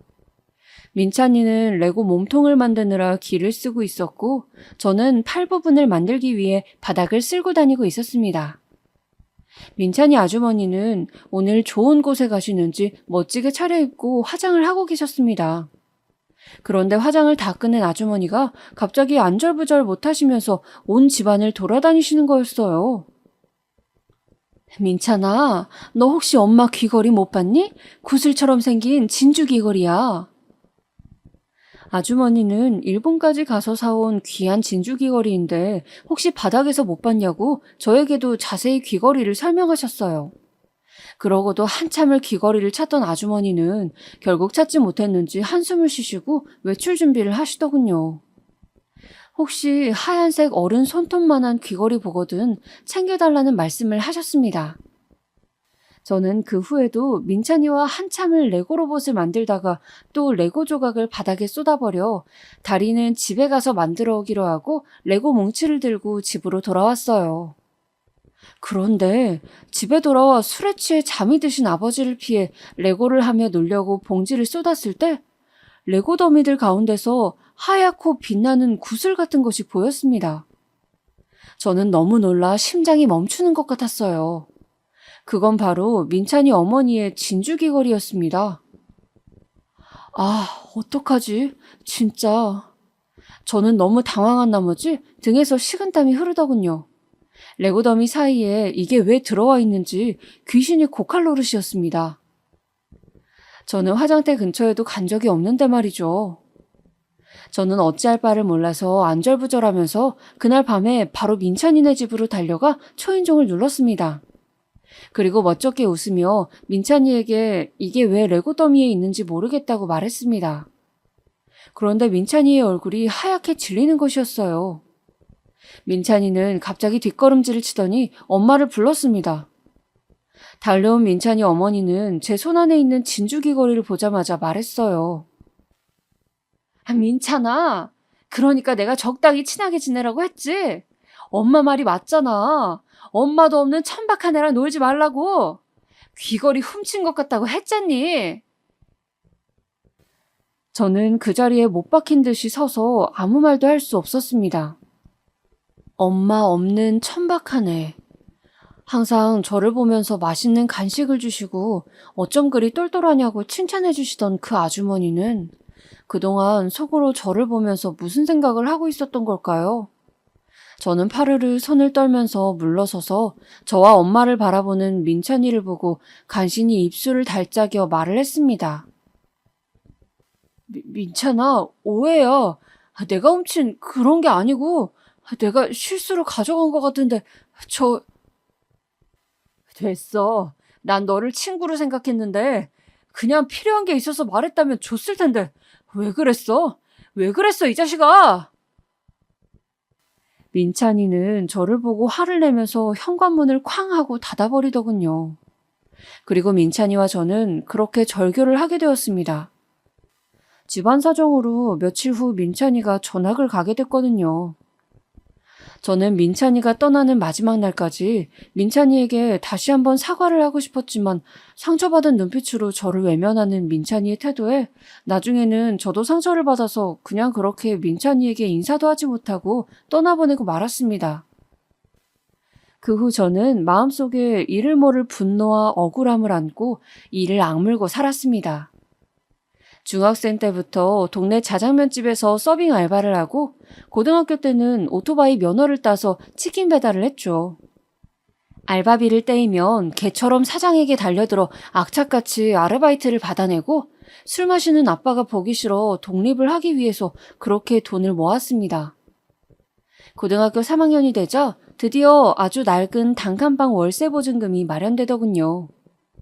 저는 뛸 듯이 행복했습니다. 이제 비로소 지옥 같은 아빠와의 생활에서 해방됐다 싶었죠. 저는 그렇게 겨우 고등학교를 졸업하고 1년을 공부하기 위해서 돈을 모았습니다. 그리고 무료 인터넷 강의를 들으며 수능 준비를 했죠. 다행히 주경야독으로 미친 듯이 공부한 효과가 있어서인지 성적은 잘 나왔습니다. 우리나라에서 이름되면 알만한 대학을 갈 수 있을 만큼이었어요. 저는 알바를 3개나 뛰고 공부를 하느라 하루에 3시간도 못 자는 날도 많았지만 무슨 정신으로 버텼는지 그 시간을 이겨내고 남들이 부러워하는 명문대생이 되었습니다. 대학교 1학년이 된 그날부터 저는 다시 과외 자리를 알아보고 과사무실에서 일하는 등 더 많은 돈을 받을 수 있는 아르바이트를 했어요. 제가 알바를 계속 찾자 친했던 조교 형이 과외도 많이 꽂아주고 저는 돈을 벌어가면서 대학 등록금이며 생활비를 겨우겨우 메꿀 수 있었습니다. 물론 돈이 부족해서 중간에 1년 휴학을 하고 과외를 뛰면서 고깃집 알바도 했지만요. 그렇게 저의 20대는 지나가고 있었습니다. 전 경영학과를 중상의 성적으로 졸업하고 또 아르바이트를 뛰면서 취업 준비를 했습니다. 제대로 된 회사로 들어가기 전까지는 안심할 수 없었어요. 간신히 마련한 자취방과 그리고 할머니나 아버지 아프시면 들어가게 될 돈들을 생각하니 한시도 쉴 수 없었습니다. 남들 다 즐긴다는 대학 생활의 꽃이라는 미팅도 못 해봤고 같은 과 친구들이 방학에 유럽 배낭여행을 다녀올 때도 저는 동네 뒷산조차 올라갈 시간이 없더군요. 그래도 아무것도 못하고 낡은 옷을 입고 거지 취급을 당하던 어린 시절을 생각하면 제 손으로 마련한 이 방 한 칸과 그리고 명문대생 타이틀이 그렇게 자랑스러울 수가 없었습니다. 적어도 이제는 그 누구도 제 이야기도 듣지 않고 저를 도둑으로 몰지는 않을 테니까요. 그렇게 독을 품고 악착같이 대학 생활을 마친 후 저는 아르바이트를 뛰어서 모은 돈으로 토익 학원을 다녀 점수를 따고 회사 입사 지원 준비를 했습니다. 내노라 하는 대기업이 저의 목표였습니다. 몇 번의 낙방을 거친 끝에 저는 전자제품으로 유명한 회사에 취업을 할 수 있었어요. 정말 인간 승리라고 할 만한 성과였습니다. 처음 입사를 하고 대기업 직원이 되었다는 마음에 들떠 시키는 일을 무엇이건 다 했습니다. 그렇지만 제가 아무리 상사들 비위를 잘 맞춰주고 시키는 일은 무엇이든 다 해도 지인의 아들이라든지 집안이 부자라든지 하는 동료 직원들의 백그라운드를 이겨낼 수가 없더군요. 재주는 곰이 부리고 돈은 사람이 번다고 하더니 온갖 힘든 일은 제 차지고 공은 제 동료가 차지하더군요. 제 상사와 아버지가 절친한 친구라는 이유에서였습니다. 저는 회사 생활을 하며 열심히만 하면 성과를 보이면 인정받을 수 있겠지라고 생각했던 제 마음이 너무 순진했다는 것을 깨달았어요. 제 평생의 콤플렉스였던 불우한 가정환경이 커서 어엿한 사회인이 된 지금까지도 영향을 준다는 것이 슬펐습니다. 같은 회사를 다닌다고 다 같은 직원이 아니었어요. 그들만큼 끼리끼리의 세상이 존재하더군요. 어쩌면 민찬이와 제가 그토록 마음을 나누고 친해질 수 있었던 것은 기적에 가까운 일이었구나라고 저는 뒤늦게 생각했고 가끔 잘 지내고 있을까 궁금했습니다. 나를 결국 도둑으로 몰았지만 그래도 저에게 참 잘해준 친구여서 한 번씩 생각이 났어요. 그 후로 살면서 민찬이만큼 제 마음에 들어온 친구는 없었거든요. 아이러브 스쿨이다 뭐다 해서 옛날 초등학교 동창을 찾는 커뮤니티가 유행할 때도 저는 민찬이를 찾아보려고 했지만 중간에 전학을 갔기 때문에 졸업 명부에도 남아있지 않고 소식을 알 수 있는 길이 없었습니다. 저는 입사한 지 10년이 되던 해에 희망퇴직을 신청했어요. 처음에 목표로 하던 대기업 임원은 영 방법이 없어 보였고 저는 학연은 있었지만 혈연이나 지연이 너무 없었기 때문에 도저히 이 회사에서 내가 바라는 것을 이룰 수 없겠구나 하는 생각이 들었습니다. 그리고 관심은 1인 기업이나 N잡으로 옮겨갔어요. 어차피 회사라는 조직에서 큰 명예를 얻을 수 없다면 차라리 내가 오너가 되어 내 사업을 해보고 싶다는 생각이 들었습니다. 다행히 같이 회사를 다니면서 사귀고 있던 당시 여자친구는 이런 제 생각에 동의해 주었습니다. 그리 유복하진 않았지만 가난하지도 않게 자란 여자친구는 고맙게도 저의 생활력을 보고 저를 믿고 결혼을 약속해 주었습니다. 그렇게 저는 여자친구 집에 반대를 무릅쓰고 겨우 30대 중반의 나이에 결혼을 할 수 있었어요. 결혼을 하고 난 후 저는 편의점을 차리기로 결심하고 정보를 모았습니다. 편의점 브랜드는 어떤 것이 나은지, 가맹점주가 되면 어떤 점을 중점으로 두어야 하는지, 아르바이트를 모집하고 물건을 받는 모든 일들에 대해서 새롭게 공부를 시작했어요. 다행히 회사를 퇴직하면서 제법 많은 돈을 받았기 때문에 편의점을 잘 오픈할 수 있었습니다. 대규모 주공 아파트 단지 내에 있고 근처에 슈퍼가 멀리 있었기 때문에 편의점이지만 슈퍼의 역할도 할 수 있는 조금 큰 규모의 가게를 야심차게 차렸습니다. 그리고 인건비가 비싼 심야 시간을 제가 관리를 했어요.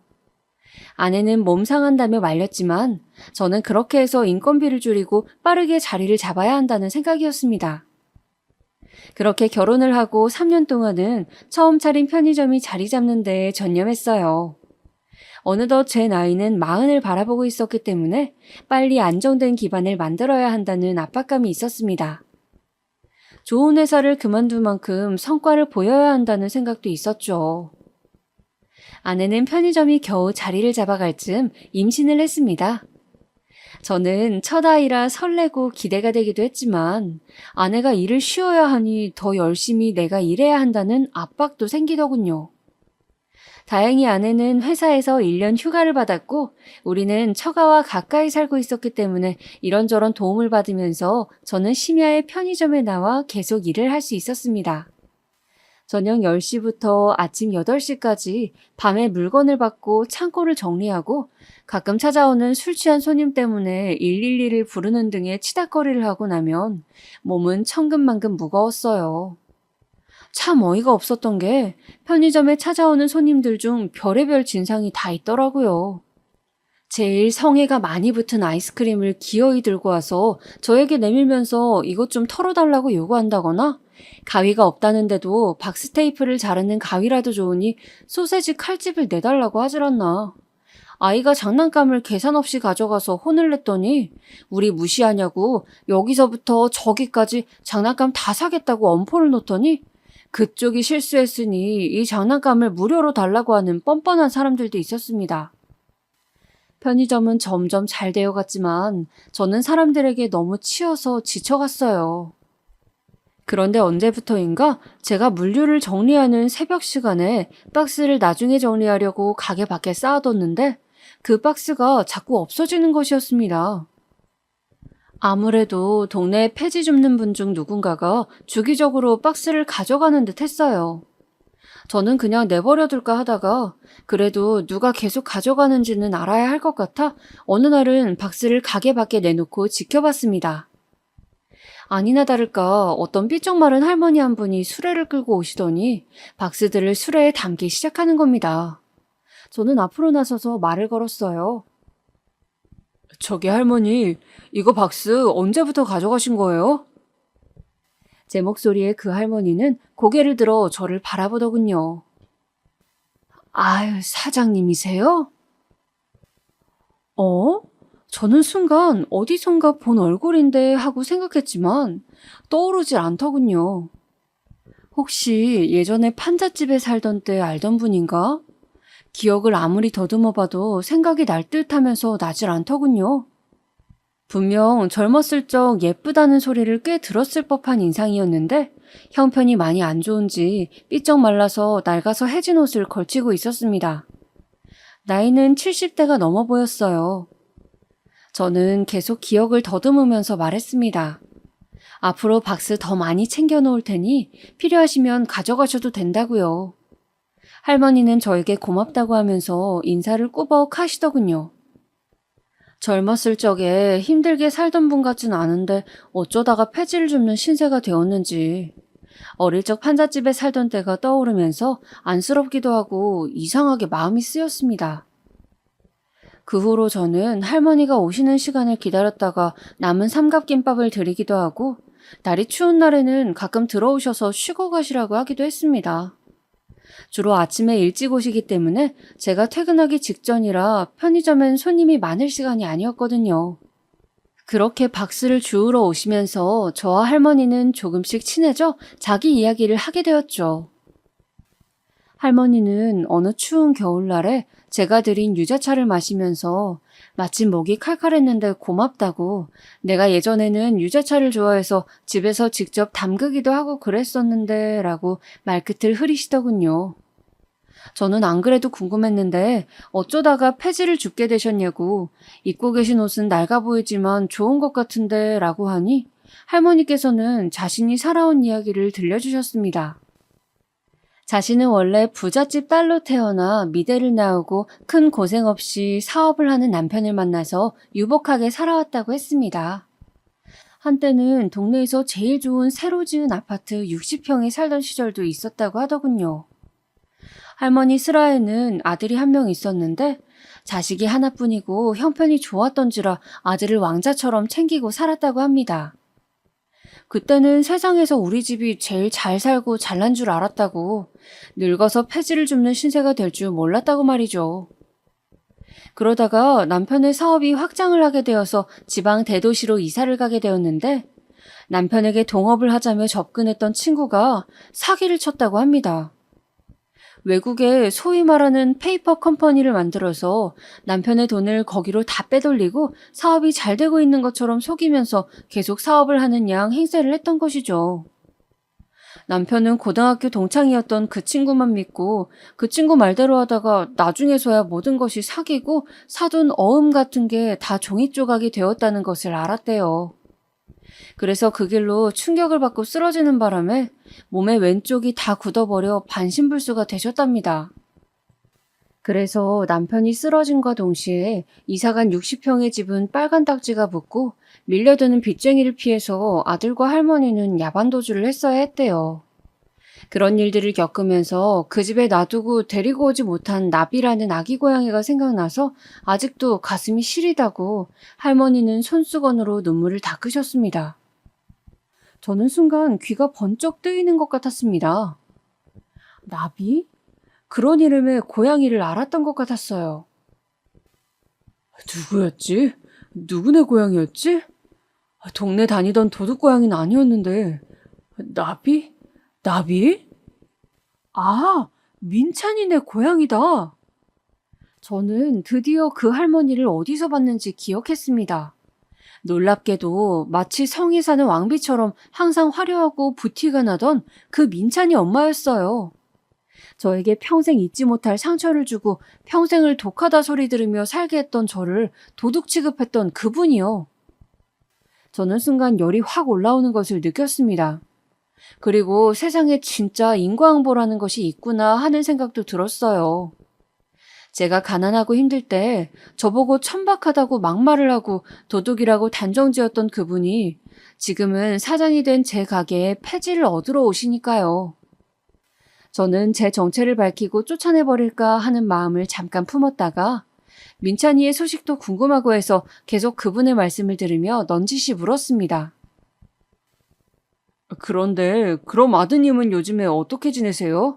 엄마가 이렇게 고생하는데 안 도와주나요? 그 말에 할머니, 그러니까 민찬이 아주머니는 갑자기 눈물을 뚝뚝 흘리시면서 말씀하시는 거였어요. 우리 아들 죽었어. 교통사고로. 18살 때. 그리고는 아무 말씀도 안 하시고 계속 울기만 하는 것이었어요. 그 후 드문드문 하신 말씀을 들어보니 저의 절친이었던 민찬이 그 녀석은 제가 아르바이트를 뛰며 치킨 배달을 하고 있었을 때 저와 같은 처지로 아르바이트를 하며 고등학교 생활을 했다고 합니다. 타고난 낙천적이고 씩씩한 성격 탓에 비록 집이 그렇게 되었어도 굴하지 않고 아르바이트를 구하고 엄마를 위로하면서 잘 지냈고 학교에서도 인기가 많았다고 해요. 단칸방에 이사가서도 민찬이는 전혀 힘든 내색을 않고 치킨집에 배달 아르바이트를 구했다며 오토바이 면허를 따고 말리는 엄마 말도 듣지 않고 생활전선에 나섰다고 합니다. 대학도 돈 벌어서 나중에 가고 일단은 집이라도 좀 괜찮은 곳으로 옮길 돈을 마련하겠다고 그렇게 무진 고생을 했대요. 그때까지만 해도 부잣집 사모님에서 한순간에 가난뱅이가 된 처지를 받아들일 수 없었던 자신은 집에서 항상 넋을 놓고 있을 뿐이었는데 아들은 그런 엄마 대신 돈을 벌러 갔던 것이죠. 그런데 오토바이 면허를 따고 1년 정도 지났던 어느 날 횡단보도에서 큰 사고가 났대요. 반대쪽에서 신호를 무시하고 오는 차를 보지 못한 민찬이는 큰 지프차와 실수로 부딪히면서 그렇게 대학생도 되어보지 못하고 하늘의 별이 되었다고 합니다. 저는 그날 밤 가게를 다른 아르바이트생에게 맡기고 민찬이 생각을 하면서 술을 마셨습니다. 나에게 항상 웃어주던 모두의 왕자님 같은 그 녀석이 그렇게 허망하게 고생을 하다가 세상을 떠났다는 것이 믿어지지가 않았습니다. 그리고 나를 끝내 도둑으로 생각했든 안 했든 그 녀석이 좋은 곳에서 편히 쉬기를 빌고 또 빌었습니다. 사람의 인생이 이리도 허무할 줄이야. 정말 여러 생각이 들고 마음이 찢어질 듯 아프더군요.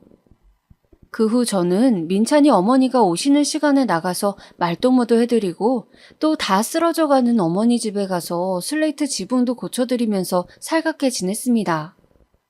민찬이 어머니는 항상 저에게 사장님, 사장님이라고 부르며 정말 고맙다고 우리 아들이 살아있었다면 딱 사장님 또래인데 하고 말끝을 흐리며 슬픈 눈빛을 하곤 했죠.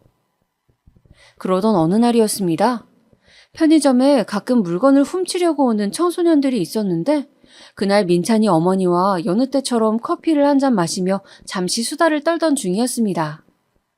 어떤 10대 소녀가 머뭇대면서 한참을 주류를 파는 냉장고 근처에 서성대고 있었어요. 저는 편의점을 차린 오랜 경험으로 술을 훔치려 한다는 생각이 들었습니다. 그래서 다른 과자를 들고 계산대로 온 그 소녀에게 주머니를 뒤집어 보라고 했죠. 그런데 옆에 앉아서 쉬고 계시던 민찬이 어머니께서 저를 말리시는 거였어요. 사장님, 딱 봐도 물건 훔칠 아이 같이 안 보이는데 왜 그러세요? 사람 그렇게 함부로 의심하다가 죄 받아요. 저는 순간 옛날 일이 떠오르면서 화가 나더군요. 아니, 그렇게 사람 잘 보시는 분이 저한테는 왜 그러신 겁니까? 아니, 사장님, 그게 무슨 말씀이세요? 저요, 민찬이 친구 재우. 기억 안 나세요? 결국 저는 화가 나서 제 정체를 말해버렸죠. 그런데도 어머니는 멍한 눈빛이었어요.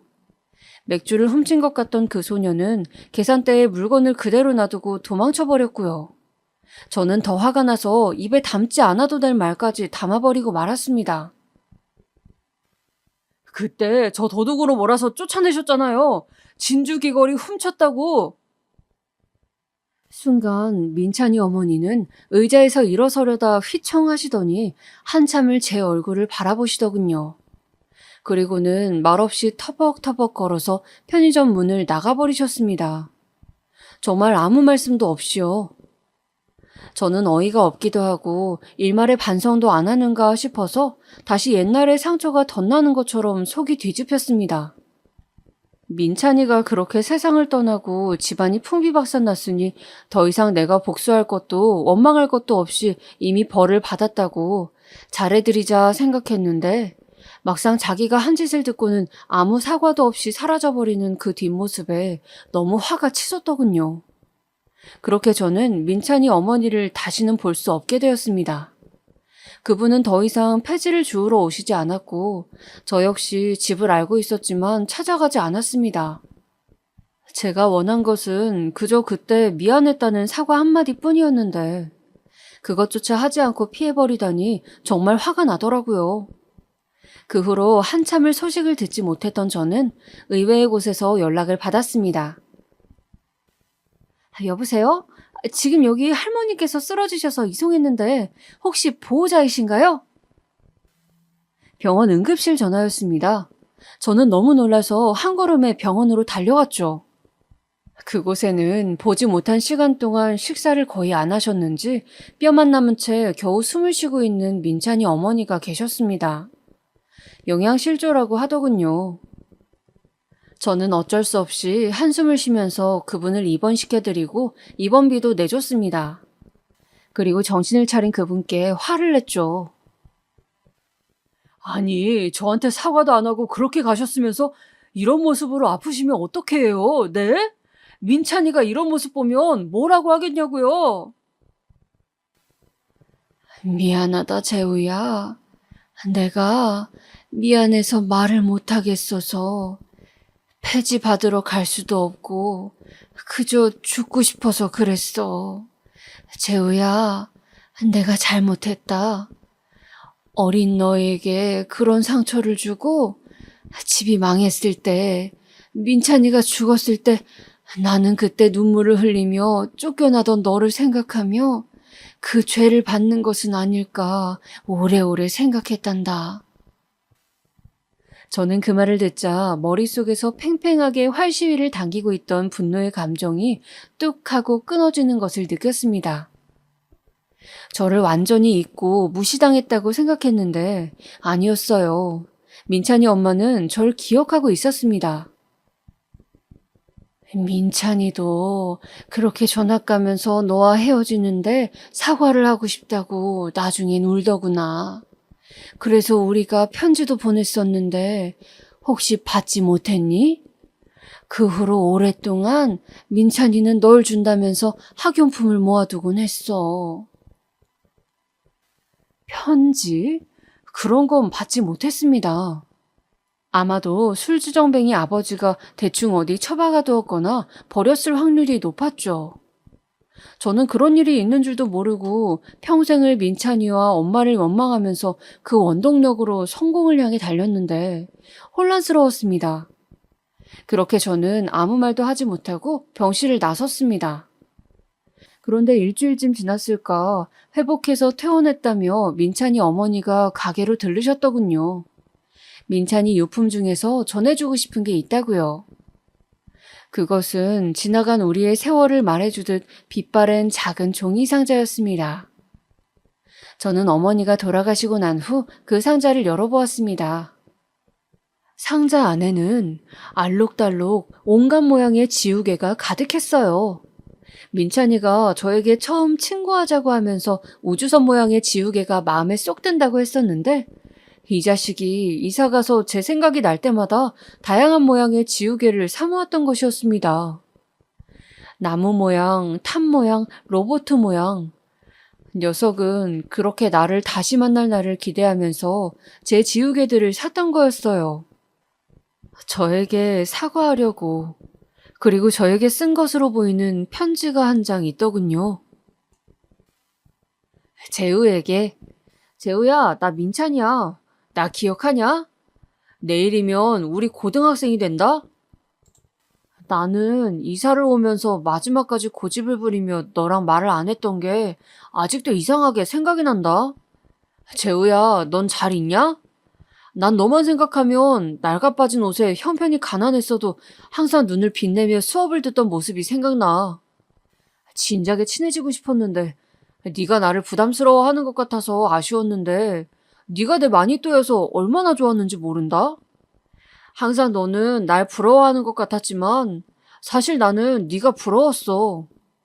너는 항상 꿋꿋하고 어떤 일에도 흔들리지 않고 네가 해야 할 일들을 잘 해내곤 했잖아. 같이 레고 조립을 해도 완성은 항상 너의 몫이었지. 내가 이제 가난한 처지가 되고 보니 더더욱 네가 어떻게 그렇게 강철 멘탈로 살 수 있었는지 존경스럽다. 친구야, 나는 목표를 하나 세웠어. 내가 멋지게 이 고난을 견디고 대학생이 되는 그날 너를 만나러 이 지우개들을 들고 가겠다고. 너는 나를 못 알아볼 수도 있고 이딴 지우개가 뭐냐고 할 수도 있지만 그리고 이제와 사과가 무슨 소용이냐고 할지도 모르지만 그래도 꼭 찾아가서 멋있게 사과하겠다고 말이야. 그리고 가능하다면 다시 나랑 친구하자고 이번에는 내가 너의 마니또가 되어주겠노라고 네가 화낼 만한 나쁘끄러운 멘트도 준비해놨다. 그러니까 부디 그날까지 내 친구 재우야 수능 준비 잘하고 공부 열심히 하고 건강하게 잘 지내고 있어. 우리의 빛나는 대학생활 20대를 함께 보내자. 아자아자 파이팅! 추신, 엄마도 가끔 네 이야기를 해. 아무래도 미안하신 거겠지. 네가 그냥 한번 봐주라 임마. 편지 답장도 안 하고 말이야. 많이 빡쳤냐? 지우개들을 하나하나 손가락으로 쓸어내리며 얼마나 울었는지 모르겠습니다. 민찬아, 이 자식아. 왜 그렇게 죽어버렸어? 네가 네 손으로 이걸 전해주러 왔어야지, 이 자식아. 너무 가슴이 아팠습니다. 내 가장 친한 친구 민찬이 그 녀석은 정말 착하고 좋은 녀석이었어요. 그때 순간 오해를 했더라도 제가 더 적극적으로 사과하고 다시 이야기를 했다면, 이사 가서도 연락을 주고받았다면 얼마나 좋았을까요? 민찬아. 다음날 어머니의 집으로 찾아갔습니다. 그리고 민찬이가 준 선물값이라며 100만 원을 드렸습니다. 어머니는 안 받는다고 손사래를 치셨지만 저는 공짜로 드리는 게 아니고 편의점에 소일거리 할 아르바이트 자리를 드릴 테니 하루에 3시간 정도 제 일을 도와주시라고 했어요. 민찬이의 가장 친했던 친구로서 친구 어머니를 챙겨드리는 것이니 부담 가지실 것 없다고 말씀드렸습니다. 저를 아들 대신으로 생각하시고 앞으로 제가 여력 닿는 데까지 어머니를 챙겨드리겠다고요. 그리고 마지막으로 한마디를 덧붙였죠. 민찬이 어머니, 어머니의 그 말 한마디가 지금까지 저를 살아오게 한 원동력이 되었어요. 한때 많이 원망했고 억울했지만 저 누구에게도 그런 소리 듣지 않으려고 악착같이 대학 가고 대기업 다녀서 결국 사장님이 되었습니다. 포기하고 싶은 순간 언제나 그 말을 되새기면서 다시 일어났어요. 제 현실을 일찍 깨우쳐 주셔서 감사드립니다. 그리고 민찬이 같은 좋은 녀석을 낳아주셔서 감사드립니다. 그렇게 저는 한 번씩 민찬이 어머니를 챙겨드리면서 그렇게 편의점 사장으로, 한 여자의 남편으로, 아이의 아빠로 잘 살아가고 있습니다. 여러분, 저에게 일어난 이야기 어떠셨나요? 저는 이렇게 털어놓으니 한결 홀가분하고 좋습니다. 모쪼록 여러분도 마음속에 담아둔 이야기 쌓아두지 마시고 저처럼 한 번씩 털어놓으시면서 지금 현실이 힘들더라도 희망을 가지고 열심히 길을 찾으시길 바랍니다. 혹시 여러분을 업신여기거나 함부로 여기는 말이 있다면 저처럼 그 말을 삶의 원동력으로 삼아보면 어떨까요? 그럼 오늘도 편안한 하루 보내세요.